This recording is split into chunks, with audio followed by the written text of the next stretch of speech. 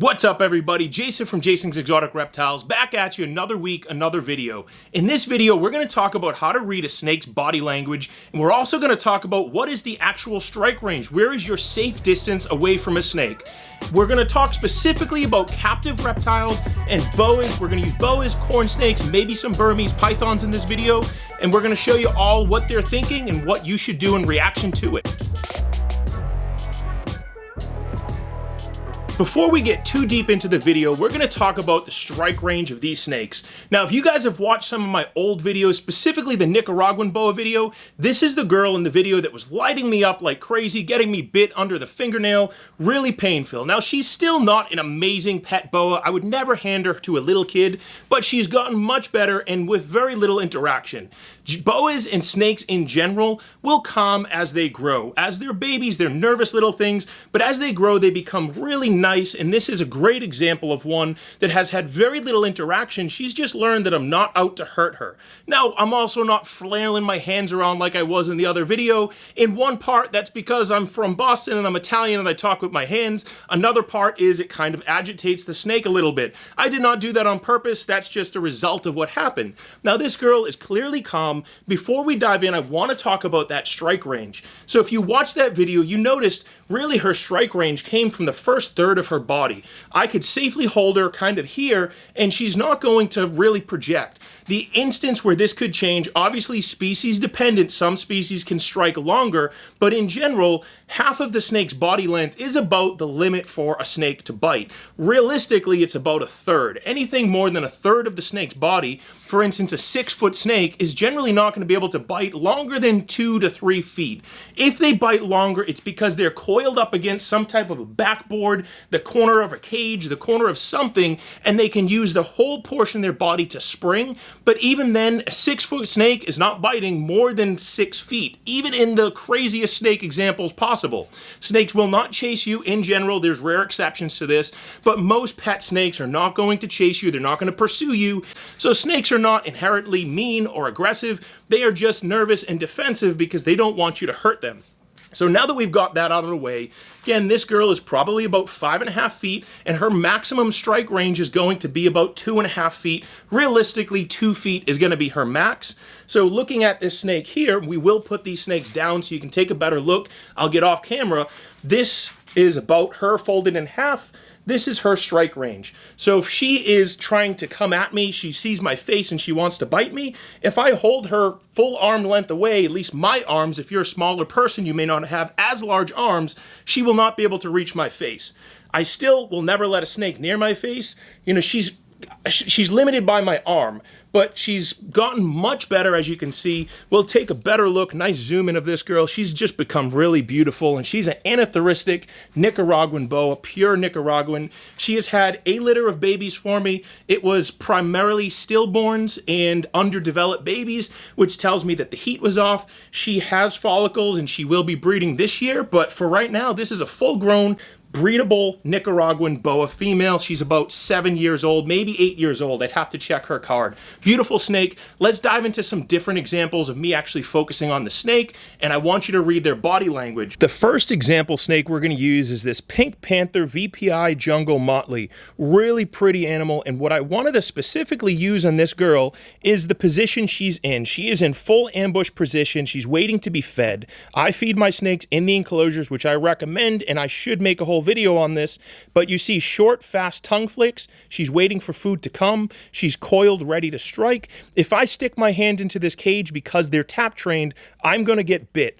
Now, her whole body is generally relaxed, and let me zoom out a little bit here, and if you can see, basically from the back of the water bowl, about right here is her total strike range. This is a 3-foot bin. She's about, her strike range, if I stuck my hand about really at the top of the cage here, she's not going to be able to hit it. Anything closer, she will. So this is safe range for this boa, but in general, she's waiting for food. If I get bit by this snake, it's going to be a feeding response bite as opposed to a defensive bite. The next example snake we're going to use is this Inca boa. Now, she is a pure Nicaraguan boa, and this response is a very defensive response.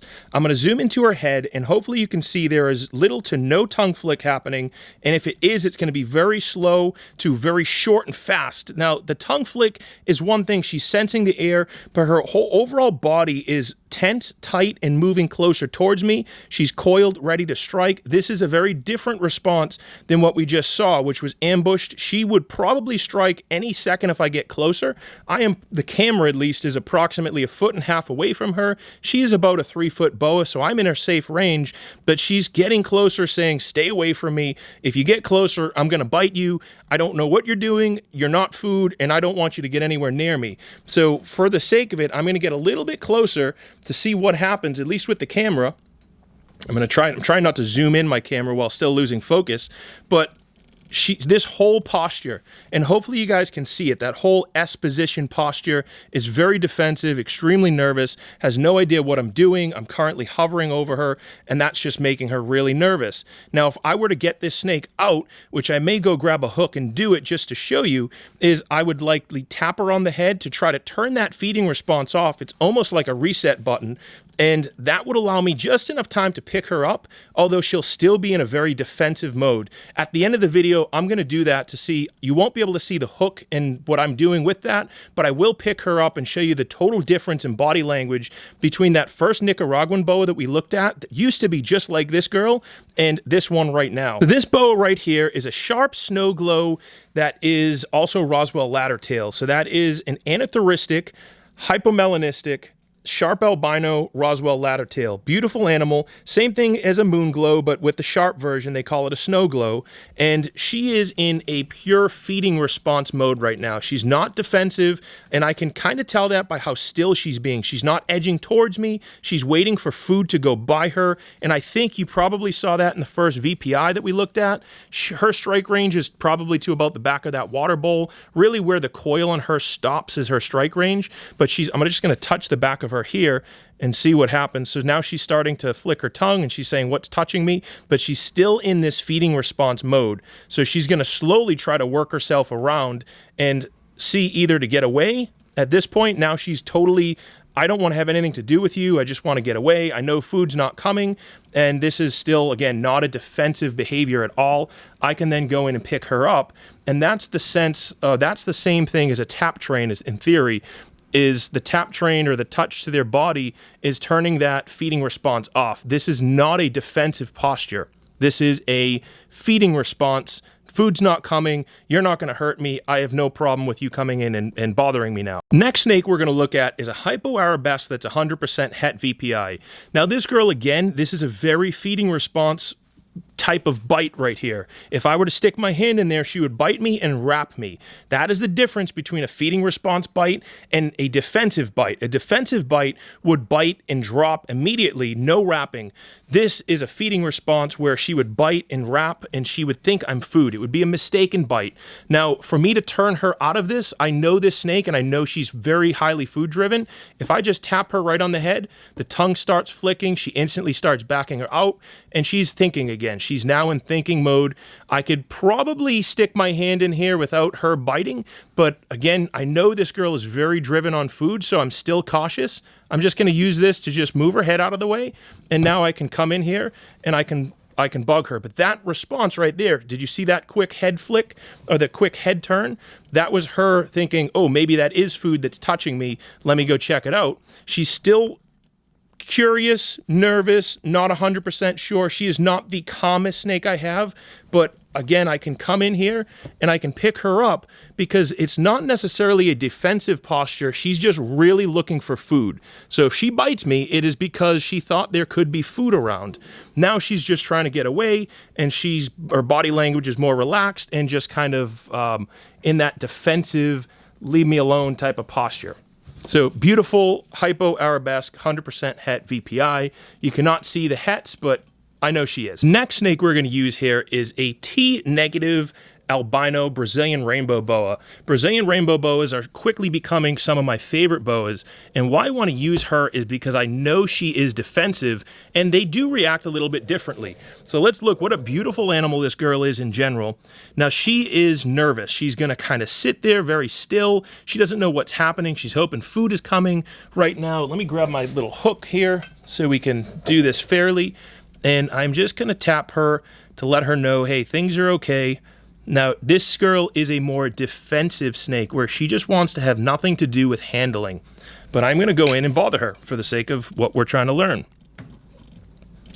So I can pick her up, and instantly she's trying to get away. So that is a, I'm going to bite you. She may bite me. She may mock bite me where she just bumps up against me, but she wants nothing to do with me. This is a super defensive posture, super defensive type of mannerism where she's coiled, she's ready to strike. She's almost mock biting and edging toward me to scare me because she's cornered. But this girl, if I picked her up right now, she would bite me, specifically with one hand, and if I just went in and grabbed her. Beautiful, beautiful animals.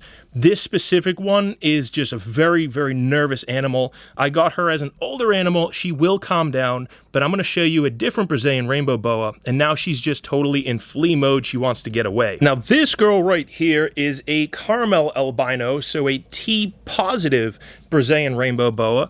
Also beautiful snake. You can see that the total posture of this animal is very different, and it's a shame that the iridescence doesn't show up on these. You can kind of see some iridescence happening over here. I don't even think this snake's awake. She may not even know I'm here, but if I touch her, all right, there's the tongue flick. She's awake. She's assessing the situation. What's happening? Get away from me. I don't want you to bother me, but this is not a nervous animal in general. Now, will she bite me? She sure could, but this is a very calm snake. Her tongue flicks are calm. She just kind of wants to get away. This is an animal I've had a little bit longer. I've held her. Again, they really don't show the iridescence, but there is a different kind of iridescence than a normal Brazilian rainbow boa. Not the same as, not as vibrant, but there is definitely an iridescence to them. It's just more subtle. It's due to their scales and the way the light reflects. So, totally calm snake. Not necessarily something I'm worried about getting bit with. I can stick my hand in, I can, touch her head. Everything's fine, everything's cool. There's no defensive behavior in this animal. She's just somewhat like, what the heck, I was sleeping, leave me alone. Next animal we're gonna look at is a baby Burmese python. Now, right there is a defensive bite, and I wanna show these off because this is a mix between defensive behavior and feeding behavior. So these are still learning snakes, they're growing, but that right there was a total defensive bite. Leave me alone, what are you doing? You're big, you're hovering over me, and I want you to get away. Now I can turn on their thinking by just doing a simple tap on their head. It's really difficult to do this with one hand, but she's kind of like, that's her flee, get away from me. And I'm just gonna close this a little bit more. And I just have one hand, so I can't really do this, but I do want to keep this clip in because she's a beautiful Burmese python, but that's pure defensive behavior, flattening her body. She's cornered, she's nervous, she doesn't know what's happening. But if I went in gently, I could pick this animal up. I'm gonna see if I can do this. Just kind of rubbing her with the hook, letting her know, hey, it's okay. You never want to use a hook to pick them up. At this size, it's probably okay, but that's not what a hook is for. A hook is to keep their head away from you, at least with pythons and constrictors. So we'll leave her alone. I can't do it with one hand, but this is a pure defensive behavior, flattened body, huffing, puffing, and just nervous. Get away from me. This animal with a couple handling sessions frequently per week will calm down very nice. Very different type of behavior here. This is a hypolabyrinth Burmese python. This is one of my holdbacks, but this again is pure feeding. Very still, not really moving, doesn't know what's going on. If I tap the head, now she's thinking. And I could probably go in and grab this animal, although they are still nervous. I'm gonna try it. And I feel her getting tight on my hand, which means she may be associating my hand with food right now. They're still learning. See if I'm gonna bring her over here to this table. And she's thinking, food's not coming. Maybe food is coming. They haven't quite learned the difference between food and what's happening. But overall, this animal is not the same type of animal as, or not the same type of reaction as the other one we just looked at. She's gonna go into a flee. I can feel the tenseness in my hand, especially how I'm grabbing her. So I'm just gonna put her back just so she can get comfortable again. And now this is that defensive, curious type of behavior where I wanna see what's going on. Actually, I'm lying. This behavior is curious. Just came out, doesn't know if food's coming. Food may still be coming. So she's being on best behavior, waiting for it. If I put my hand right here right now, she'd probably bite because she's waiting for food. One of the last types of behaviors I want to show off is a scaleless corn snake. And this animal, I didn't open it up yet because I know how nervous he is. He's a very flighty animal. And scaleless corn snakes, whether you love them, hate them, that's not the point of this. What I want to show is how nervous this guy can get. If I just put my hand here, I'm not afraid of really getting bit, although it did just bite me. Very nervous, super defensive type of behavior, and is just stay away from me. And if I let him go, I bet he will just race, totally race around, wants to get out of this cage, wants to get away from me. It's actually fine in the cage, but wants to get away from me. Super, super nervous behavior. The strike range for this animal is about right here, which is probably a foot because this animal is maybe a 2-foot animal. So right here is about as far as this animal can strike. If I get any closer, he's gonna strike. If I just push my hand a little bit closer and knows the strike range, see those super fast, rapid tongue flicks? That is a nervous, defensive type of get away from me, perfect get away from me type of behavior. Very, very rapid, focused in on me. If I move, he moves, very alert, awesome animal, but also very nervous animal. I don't blame him. All right, everybody, before we close this video out, I promised you during one of the snakes that I would pull open that hypo or that Inca that is also Het T positive in blood. This is that animal. If you remember my Nicaraguan video from years ago, again, she is almost in that same level of nervousness. The colors on this girl are absolutely awesome. She's starting to flee, she will start to flail, and then she will try to bite me. So this is super defensive. She's going to bite my arm. We'll see. She wants me to put her down. If I stay still, maybe she won't bite me. I got goosebumps. I don't like to get bit at all anymore. So let's put this girl back. I never did like to get bit, but I did it for you guys. So I don't want to get bit anymore because it sometimes hurts, especially from a snake that's getting a little bit of size. Big snakes have big teeth. It's just what happens. The larger the animal, the more of a bite you're going to get from that animal. Little baby snakes, corn snakes, no problems at all. Unless they're venomous, obviously don't try any of this with venomous animals. I should have put that disclaimer in the beginning, but hopefully you're watching my whole video. So with that, I hope you guys like this video. If you're looking for snakes to buy as pets, check out my website. If you're looking for some mentoring or start of a community chat, check out my Patreon. Until next week, I appreciate you guys watching, subscribing, and hitting that bell notification.